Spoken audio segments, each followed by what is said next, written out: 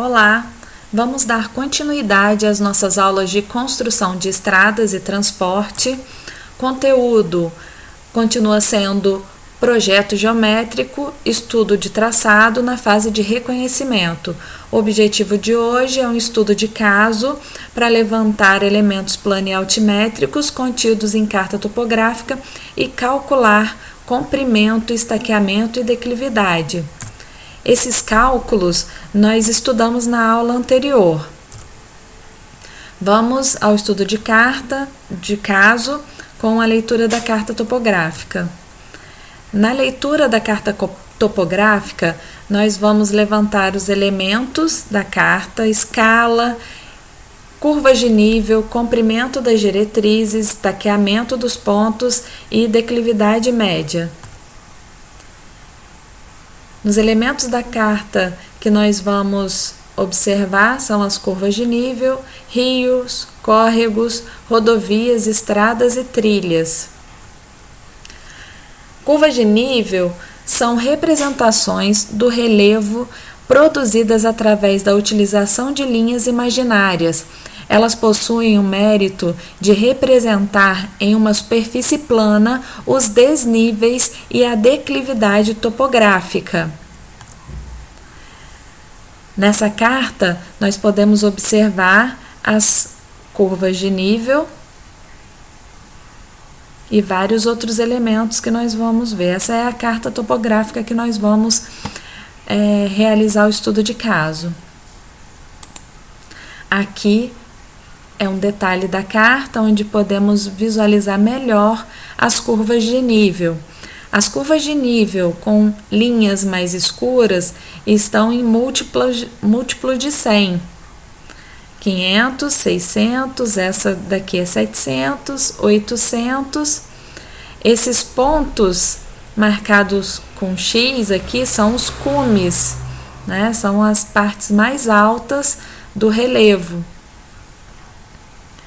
E as linhas mais finas, entre essas aqui mais escuras, elas estão de 20 em 20 metros. O que significa que de 500 para 600 nós temos 520, 540, 560, 580, 600 e assim por diante. Rios e córregos nós vamos observar nessa parte do detalhamento dessa carta topográfica. Os rios e córregos, eles iniciam, a nascente pode ser observada com esse traçado e pontilhado. São linhas e pontos. E aí ela segue o alinhamento de linha contínua.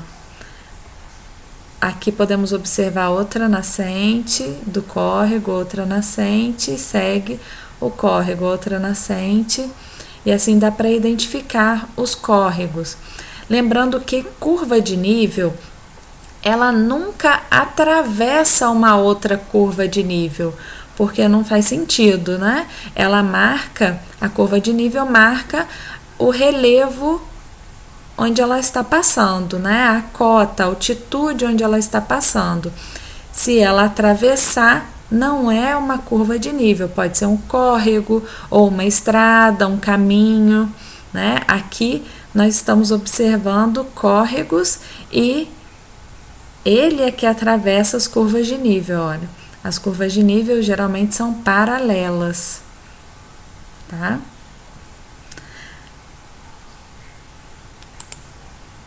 Rodovias, estradas e trilhas nessa carta topográfica. Essa linha aqui, vermelha, mais grossa, é uma rodovia. Essas linhas pontilhadas são estradas. Estradas são são as rodovias que ainda não foram asfaltadas, né? Então, essas são estradas e aqui rodovia. Esse outro traçado com um corte, esse tracejado com um corte é uma linha férrea, Essa daqui é outra linha férrea. Vamos para a escala. Nessa carta, onde nós vamos estudar, a escala está de 1 para 25 mil, o que significa que 1 centímetro na carta representa 250 metros do terreno real. Sendo assim, é possível medir o comprimento das diretrizes traçadas para o estudo. Nessa mesma carta topográfica, nós fizemos o traçado de 4 diretrizes, ligando essa rodovia a uma estrada mais acima da região. Aqui um detalhamento. Primeira diretriz, segunda, terceira, quarta diretriz. Medindo com uma régua com um escalímetro de 1 para 100, nós podemos observar que a primeira diretriz mede 6 centímetros no papel. Assim, fazendo o cálculo, 6 centímetros, medindo de PP a PI1, vamos retornar um pouquinho.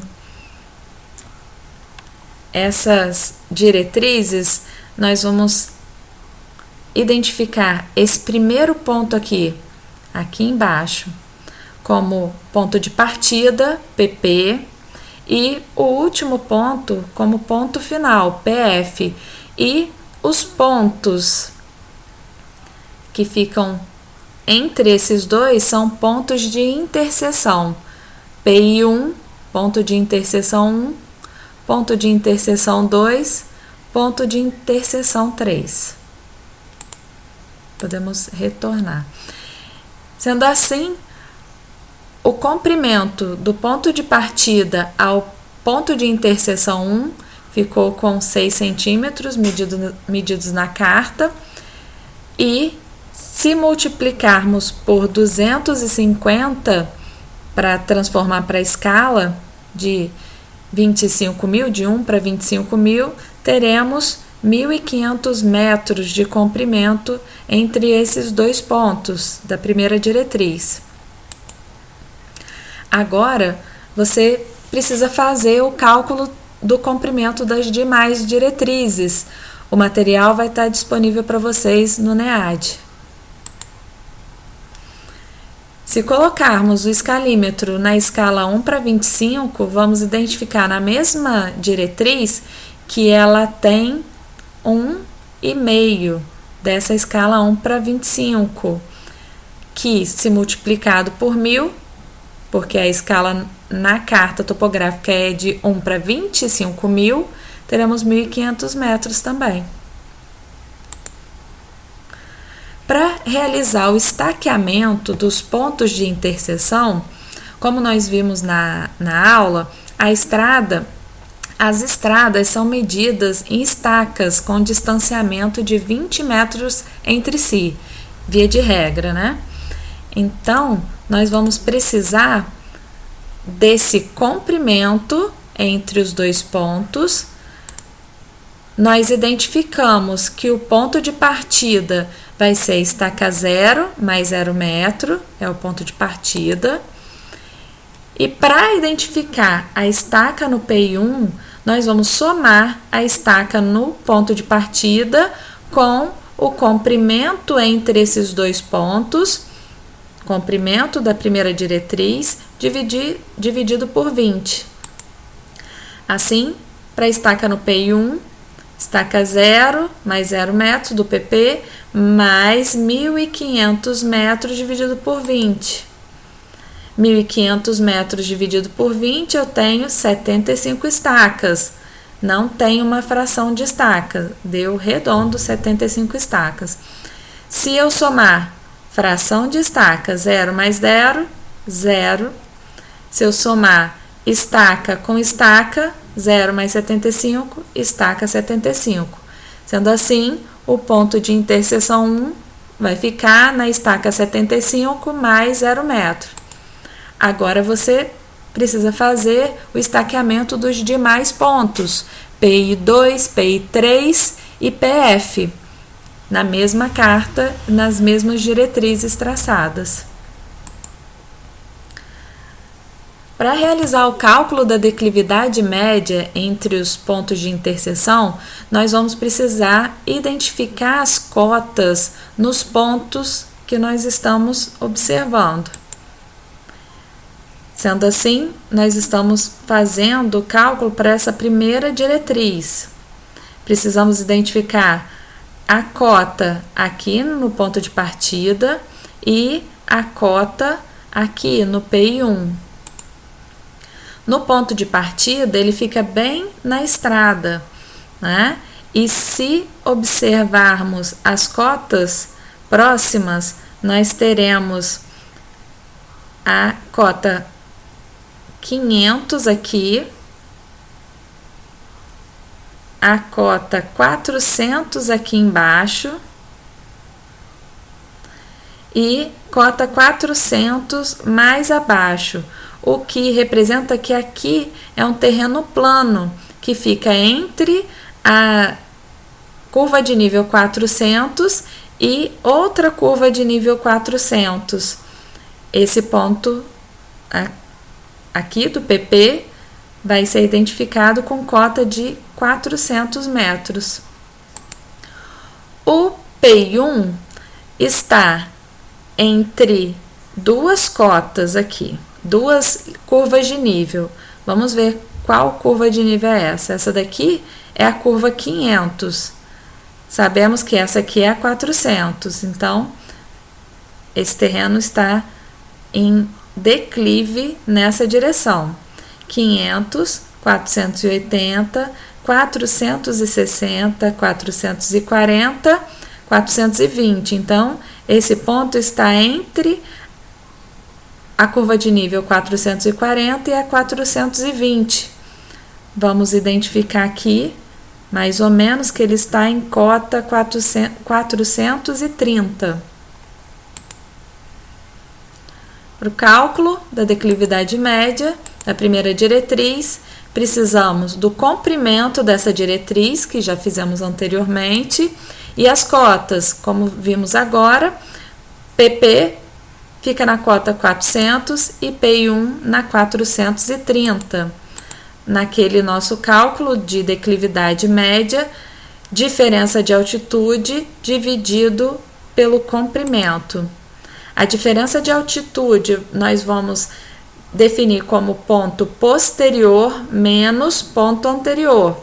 Então, PI1 menos PP, dividido por 1.500. Então, a nossa declividade média vai dar 0,02 vezes 100, para que a declividade saia em porcentagem, 2% de declividade média entre esses pontos.